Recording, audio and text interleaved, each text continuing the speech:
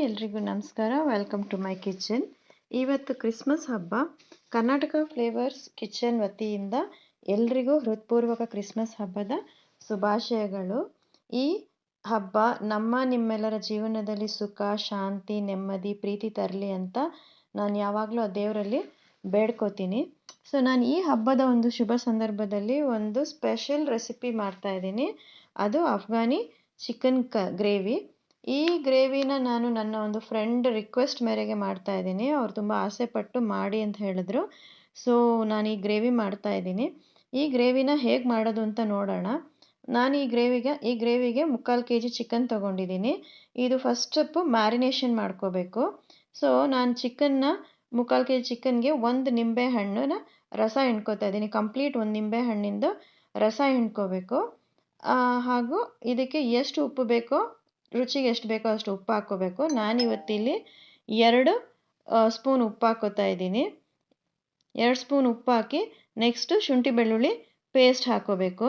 ಶುಂಠಿ ಬೆಳ್ಳುಳ್ಳಿ ಪೇಸ್ಟನ್ನು ಹಾಕಿ ಚೆನ್ನಾಗಿ ಕಲಿಸ್ಬಿಟ್ಟು ಒಂದು ಸೈಡಲ್ಲಿ ಇದನ್ನು ಇಟ್ಬಿಡಬೇಕು. ಇದು ಫಸ್ಟ್ ಸ್ಟೆಪ್ ಆಫ್ ಮ್ಯಾರಿನೇಷನ್ನು. ನೆಕ್ಸ್ಟ್ ಇದಕ್ಕೊಂದು ಗ್ರೀನ್ ಮಸಾಲ ಪೇಸ್ಟ್ ರೆಡಿ ಮಾಡ್ಕೋಬೇಕು ನಾವು. ಸೊ ಆ ಪೇಸ್ಟ್ ಮಾಡೋಕ್ಕೆ ಏನೆಲ್ಲ ಬೇಕು ಅಂತ ನೋಡೋಣ. ಒಂದು ಪ್ಲೇಟಲ್ಲಿ ನಾನಿವಾಗ ಒಂದು ಮುಷ್ಟಿಯಷ್ಟು ಕ್ಯಾಶ್ಯೂ ಇಟ್ಕೊಂಡಿದ್ದೀನಿ, ಗೋಡಂಬಿನ. ಇದಕ್ಕೆ ಒಂದು ಕೈ ಮುಷ್ಟಿಯಷ್ಟು ಕೊತ್ತಂಬರಿ ಸೊಪ್ಪು, ಅದರಲ್ಲಿ ಅರ್ಧ ಪುದೀನ, ಒಂದು ಪುಟ್ಟ ಈರುಳ್ಳಿ, ಒಂದು 8 ರಿಂದ 10 ಹಸಿಮೆಣಸಿನ್ಕಾಯಿ. ಇದನ್ನು ನುಣ್ಣಗೆ ರುಬ್ಬಿಟ್ಕೋಬೇಕು. ಇನ್ನೊಂದು ಬೌಲಿಗೆ ಒಂದು 1/4 ಲೀಟ್ರಷ್ಟು ಮೊಸರು ಹಾಕ್ಕೊಂಡು ಇದಕ್ಕೆ ಒಂದು 200 ಗ್ರಾಮ್ಸಷ್ಟು 200 ಮಿಲಿಯಷ್ಟು ವಿಪ್ ಕ್ರೀಮ್ ಅಥವಾ ಫ್ರೆಶ್ ಕ್ರೀಮನ್ನು ಹಾಕೋತಾ ಇದ್ದೀನಿ. ನೆಕ್ಸ್ಟ್ ರುಬ್ಬಿರೋ ಮಸಾಲ, ಏನು ರುಬ್ಕೊಂಡಿರ್ತೀವಿ ಹಸಿ ಮಸಾಲ, ಅದನ್ನು ಹಾಕ್ಕೊಂಡು ಇದಕ್ಕೆ ಒಂದು 2 ಸ್ಪೂನ್ ಆಗೋಷ್ಟು ಕಸೂರಿ ಮೇಥಿ ಹಾಕೋತೀನಿ. ಈಗ ನಾನು ಕಸೂರಿ ಮೇಥಿ ಹಾಕಿ ನೆಕ್ಸ್ಟ್ ಇದಕ್ಕೆ 2 ಸ್ಪೂನು ಪೆಪ್ಪರ್ ಪೌಡರು ಅಂದರೆ ಕಾಳು ಮೆಣಸಿನ ಪುಡಿನ ಒಂದು 2 ಸ್ಪೂನ್ ಹಾಕೋತಿದ್ದೀನಿ. ಮತ್ತು 1 ಸ್ಪೂನು ಚಾಟ್ ಮಸಾಲ ಹಾಕೋತೀನಿ. ಮತ್ತು ಇನ್ನೊಂದು ಸ್ಪೂನ್ ಗರಂ ಮಸಾಲ ಹಾಕೋತೀನಿ.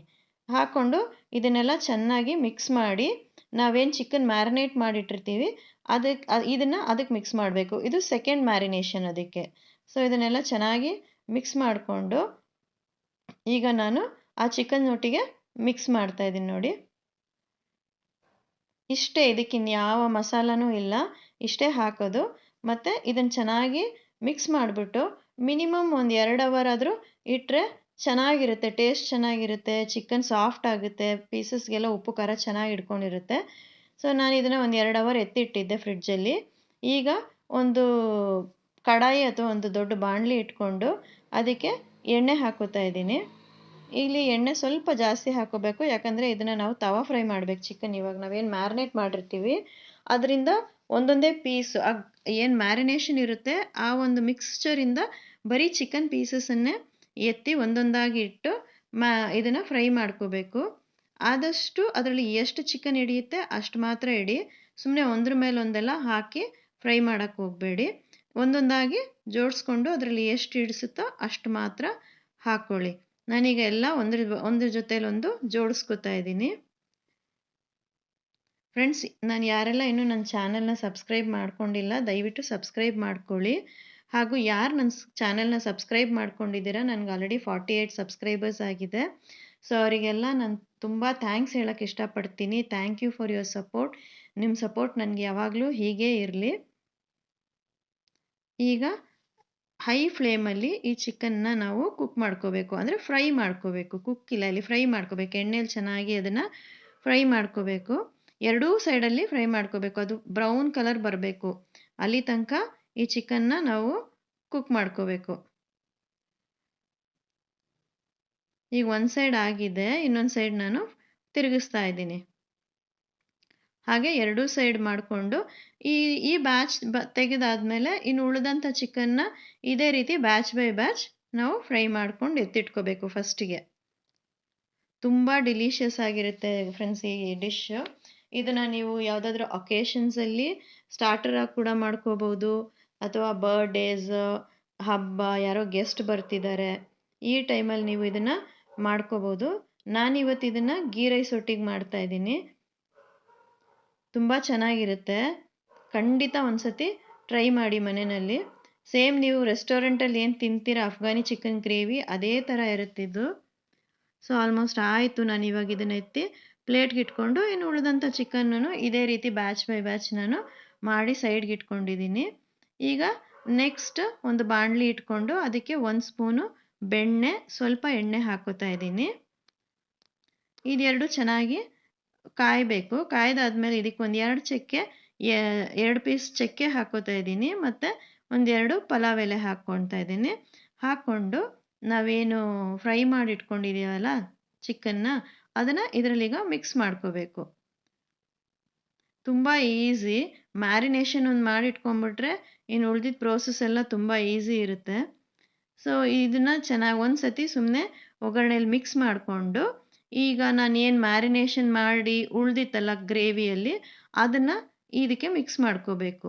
ಇಷ್ಟೇ ಗ್ರೇವಿ, ಇದೇ ಬೇಸ್ ಗ್ರೇವಿ, ಇನ್ನೇನು ಹಾಕೋಷ್ಟಿಲ್ಲ ಇದಕ್ಕೆ. ಇದನ್ನು ಹಾಕ್ಕೊಂಡು ನೀರೇನು ಹಾಕ್ಕೊಳಕ್ಕೆ ಹೋಗಬೇಡಿ. ಇದರಲ್ಲಿ ಚೆನ್ನಾಗಿ ಮಿಕ್ಸ್ ಮಾಡಿಕೊಂಡು ಉಪ್ಪು ಖಾರ ಎಲ್ಲ ಈ ಟೈಮಲ್ಲಿ ಚೆಕ್ ಮಾಡ್ಕೊಳ್ಳಿ. ಎಲ್ಲ ಚೆನ್ನಾಗಿ ಮಿಕ್ಸ್ ಮಾಡಿಬಿಟ್ಟು ಉಪ್ಪು ಖಾರ ಚೆಕ್ ಮಾಡ್ಕೊಳ್ಳಿ. ಉಪ್ಪು ಖಾರ ಎಲ್ಲ ಕರೆಕ್ಟಾಗಿದ್ದರೆ ಓಕೆ, ಇಲ್ಲಾಂದರೆ ಏನಾದ್ರು ಖಾರ ಇರಲ್ಲ, ಉಪ್ಪು ಏನಾದರೂ ಬೇಕಾದರೆ ಒಂಚೂರು ಸೇರಿಸ್ಕೊಳ್ಳಿ ಇದಕ್ಕೆ. ಇದನ್ನು ಕಂಪ್ಲೀಟಾಗಿ ಸ್ವಲ್ಪ ಸೆಮಿ ಡ್ರೈ ಥರನೂ ಮಾಡ್ಕೋಬೋದು. ನಾನು ಗೀ ರೈಸ್ಗಾಗಿರೋದ್ರಿಂದ ಸ್ವಲ್ಪ ಗ್ರೇವಿ ಇಟ್ಕೊಂಡಿದ್ದೀನಿ. ಗ್ರೇವಿಗೆ ನಾನು ನೀರು ಹಾಕಿಲ್ಲ, ಫ್ರೆಶ್ ಕ್ರೀಮ್ ಸ್ವಲ್ಪ ಜಾಸ್ತಿ ಆ್ಯಡ್ ಮಾಡ್ಕೊಂಡಿದ್ದೀನಿ. ನೀವು ಬೇಕಾದ್ರೆ ಹಾಲು ಕೂಡ ಆ್ಯಡ್ ಮಾಡ್ಕೋಬೋದು. ಈಗ ಒಂದು 10 ನಿಮಿಷ ಹೈ ಫ್ಲೇಮಲ್ಲಿ ಮಾಡಿ. ನಾನು ಇವಾಗ ಇದಕ್ಕೊಂದು ಸ್ಮೋಕಿ ಫ್ಲೇವರ್ ಕೊಡ್ತಾ ಇದ್ದೀನಿ. ಯಾಕಂದರೆ ಇದು ಅಫ್ಘಾನಿ ಚಿಕನ್ ಇರೋದ್ರಿಂದ ಆ ಸ್ಮೋಕಿ ಫ್ಲೇವರ್ ಕೊಟ್ಟಾಗ ಅದು ಒಂದು ತಂದೂರ್ ಟೇಸ್ಟ್ ಕೊಡುತ್ತೆ ನಿಮಗೆ. ಅಂದರೆ ನಾನು ಒಂದು ಇದ್ರದ್ದು ತೆಂಗಿನ ಚಿಪ್ಪನ್ನು ಸ್ಟೌವಲ್ಲಿ ಹಚ್ಬಿಟ್ಟು ಅದಕ್ಕೆ ಸ್ವಲ್ಪ ತುಪ್ಪ ಹಾಕಿ ಇದರೊಳಗಡೆ ಇಟ್ಟಿದ್ದೆ. ಸೊ ಆ ಫ್ಲೇವರ್ ಎಲ್ಲ ಚಿಕನ್ಗೆ ಅಥವಾ ಗ್ರೇವಿಗೆ ಚೆನ್ನಾಗಿ ಹಿಡ್ಕೊಂಡಿರುತ್ತೆ. ಈಗ ಮತ್ತೊಂದು 10 ನಿಮಿಷ ಹೈ ಫ್ಲೇಮಲ್ಲಿ ಕುಕ್ ಮಾಡಿದೆ. ಈಗ ರೆಡಿ ಇದೆ. ನಾನಿದನ್ನು ಇವತ್ತು ಗೀ ರೈಸ್ ಒಟ್ಟಿಗೆ ಸರ್ವ್ ಮಾಡ್ತಾ ಇದ್ದೀನಿ. ಫ್ರೆಂಡ್ಸ್, ಇದನ್ನು ಖಂಡಿತ ನೀವೆಲ್ಲ ಮಾಡಿ ಕಮೆಂಟ್ ಸೆಕ್ಷನಲ್ಲಿ ತಿಳಿಸಿ ಹೇಗಿತ್ತು ಅಂತ. ನಿಮ್ಮ ಫ್ರೆಂಡ್ಸ್ ಒಟ್ಟಿಗೆ ಶೇರ್ ಮಾಡಿ. ನನ್ನ ಚಾನಲ್ನ ಸಬ್ಸ್ಕ್ರೈಬ್ ಮಾಡ್ಕೊಳ್ಳಿ.